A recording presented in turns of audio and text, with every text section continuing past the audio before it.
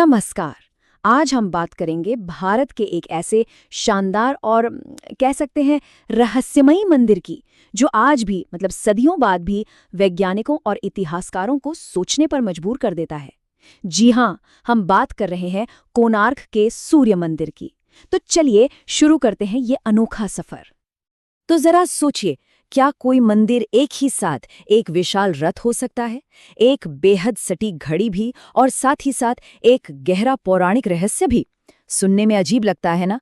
लेकिन यही सवाल कोणार्क सूर्य मंदिर की असली पहचान है। ये सिर्फ एक पूजा की जगह नहीं है, ये तो एक ऐसा अजूबा है जहां कला, विज्ञान और कहानियां सब एक दूसरे में घुल मिल जाती हैं। तो सबसे पहले चलिए इस मंदिर की बुनियाद को ही समझते हैं। इसकी जो शानदार वास्तुकला है, उसके पीछे का विजन क्या था। देखिए, इस मंदिर को बनाने के पीछे की सोच ही कमाल की है। इसे बनाया गया है हिंदू सूर्य देव यानी सूर्य के विशाल रथ के रूप में। मतलब एक ऐसा पत्थर का रथ जो धरती पर सूर्य देव का वाहन हो। सोचकर ही हैरानी होती है कि 13वीं शताब्दी में इतनी बड़ी कल्पना किसी ने की होगी। और वो कल्पना सिर्फ सोच तक ही नहीं रही, उसे हकीकत में उतारा भी गया। ये रथ पूरा कैसे होता है? इसमें हैं पत्थर के बने 12 विशाल पहियों के जोड़े, और इसे खींच रहे हैं 7 ताकतवर पत्थर के घोड़े, जिनमें से 6 आज भी मौजूद हैं। जब इसे देखते हैं तो ऐसा लगता है मानो ये पूरा का पूरा मंदिर सच में आसमान की तरफ चला जा रहा हो। लेकिन रुकिए, कोणार्क की कहानी सिर्फ इसकी खूबसूरती या कला तक सीमित नहीं है। असल में ये इंजीनियरिंग का भी एक ऐसा कमाल है जो हैरान कर देता है। चलिए अब इसके इस वैज्ञानिक पहलू को थोड़ा करीब से देखते हैं।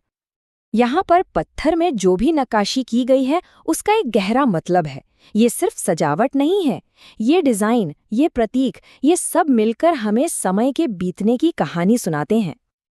ये प्रतीकवाद वाकई बहुत दिलचस्प है। देखिए, जो 7 घोड़े हैं वो हफ्ते के 7 दिनों को दिखाते हैं, और पहियों के जो 12 जोड़े हैं वो साल के 12 महीनों को। मतलब ये पूरा मंदिर एक तरह से पत्थर से बना एक विशाल कैलेंडर है। क्या कमाल की सोच है। और ये पहिए, अरे ये कोई छोटे मोटे पहिए नहीं है। हर एक पहिया करीब करीब 10 फीट का है। जरा सोचिए, 13वीं सदी में बिना किसी आधुनिक मशीन के 10-10 फीट के पत्थर के पहियों पर इतनी बारीक नक्काशी करना कितना मुश्किल रहा होगा। और बात सिर्फ प्रतीक या कैलेंडर तक ही खत्म नहीं होती।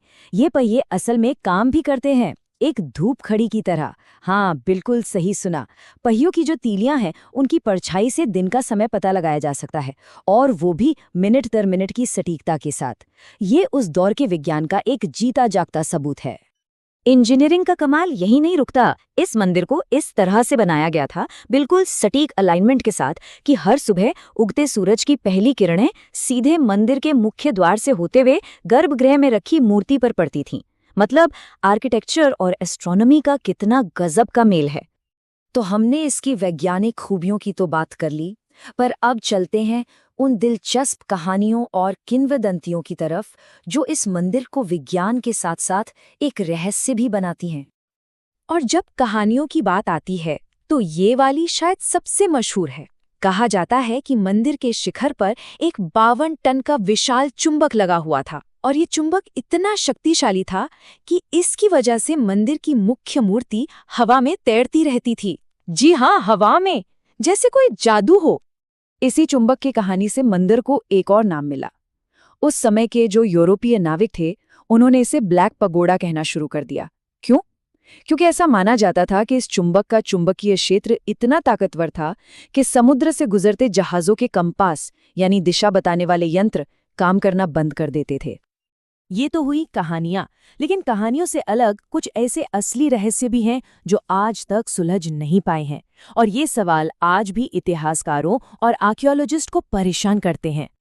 और सबसे बड़ा सवाल, सबसे बड़ा रहस्य है इसके मुख्य टावर का।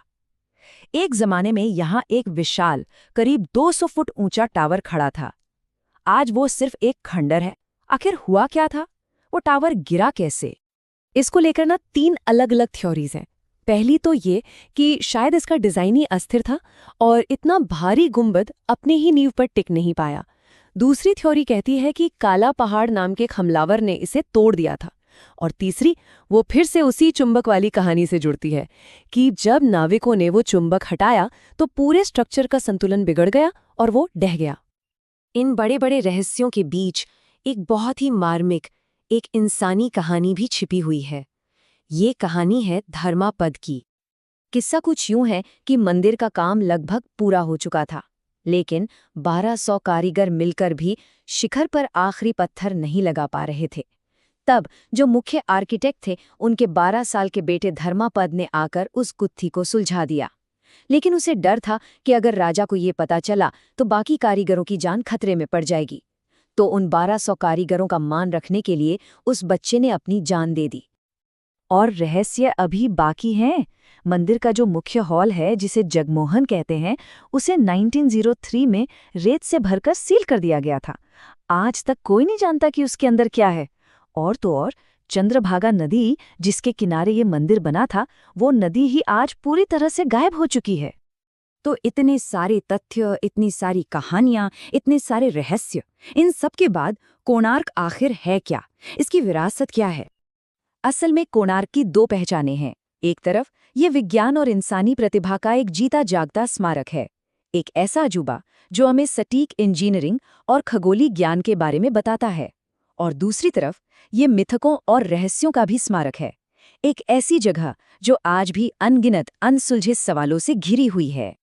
और शायद यही सवाल हमें आज भी इसकी तरफ खींचता है कि इसके बंद हॉलों के अंदर और उस गायब हो चुकी नदी के तल में आखिर आज भी कौन से राज दफन हैं। ये एक ऐसा सवाल है जिसका जवाब शायद हमें कभी न मिले, और यही बात कोणार्क को हमेशा के लिए खास बनाती है।